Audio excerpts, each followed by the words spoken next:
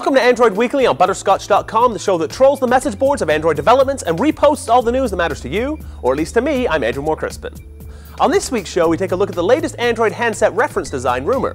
Let's call it Nexus next. Microsoft cashing in on Android's success, and Google Wallet. I'd tap that. Also, Kate Abraham shows us how to stay organized and on top of our to-do lists with the free Catch Notes app. Before we get to that, though, let's talk about one of the sponsors that makes Android Weekly on Butterscotch.com possible. Hover.com is the easiest way to buy domain names and do more with them. Hover is always improving its services. Sometimes the changes are subtle, sometimes they're as subtle as a brick wall. In the next few days, Hover will be rolling out a completely new control panel that makes it easier than ever to buy, manage, renew, and administer domain names and email addresses. If you haven't checked out Hover yet, there really is no time like the present. Get 10% off domain registration, personal email, and other Hover services with the coupon code hover.com/Android. Typically, unannounced consumer tech product rumors are accompanied with grainy, hard-to-place and verify images. Bonus points if the pics are said to come from a trusted source close to the issue, and double bonus points if said pics are plastered with some sites' watermarks. TechHog.com meets all these criteria. Apparently, the site got exclusive pics of an HTC device in testing. This decidedly iPhone-esque and button-free smartphone suggests that Ice Cream Sandwich, Android 2.4, will let manufacturers ditch the hardware back, menu, search, and home buttons at a cost to a little on-screen real estate with on-screen buttons. HTC made the first reference Android phone, the Nexus 1. Samsung made the second, the Nexus S. No one knows who the torch will be passed to, though it's unlikely this is the next Nexus. Ice Cream Sandwich will see release on smartphones and tablets closer to the end of the year. We'll keep an eye on what transpires. Every time someone buys an HTC Android smartphone, Steve Ballmer does a little dance of joy. Probably a little more subdued than the full-on celebration when someone buys a Windows Phone 7 handset, but a dance nonetheless.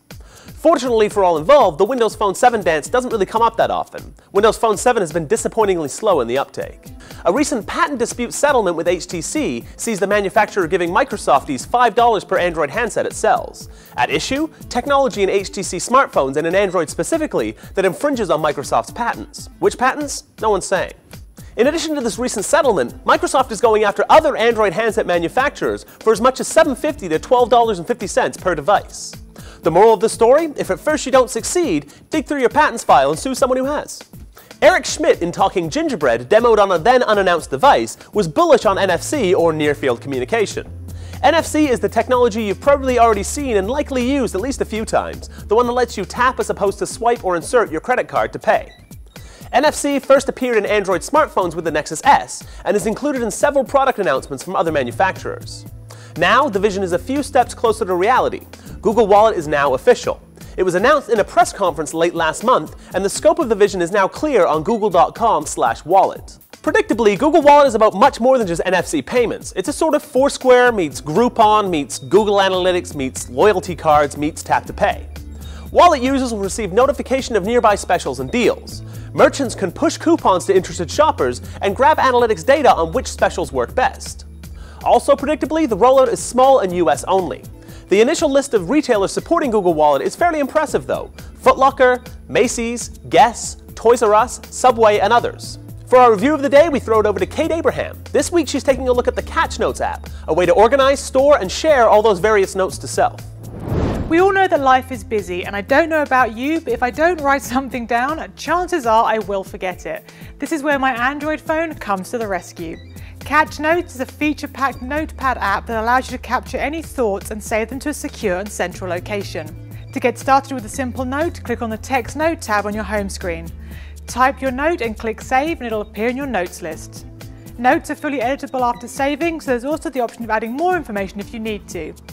You can also attach a note to an existing photo from your gallery or by taking a new image with your handset's built-in camera. Just click on either Camera Note or Gallery Note.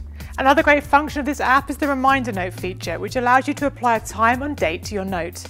And if you're writing private notes, it's easy to password protect them within the Settings feature of the app. Just click on Password Lock to ensure your notes are secure. This app is also fully syncable with Catch.com user accounts, so you can back up and access your notes from anywhere. Well, that's all the news that's fit to Google for this week. For full show notes, links, and to subscribe to this show, visit Butterscotch.com. Until next week, I'm Andrew Moore-Crispin.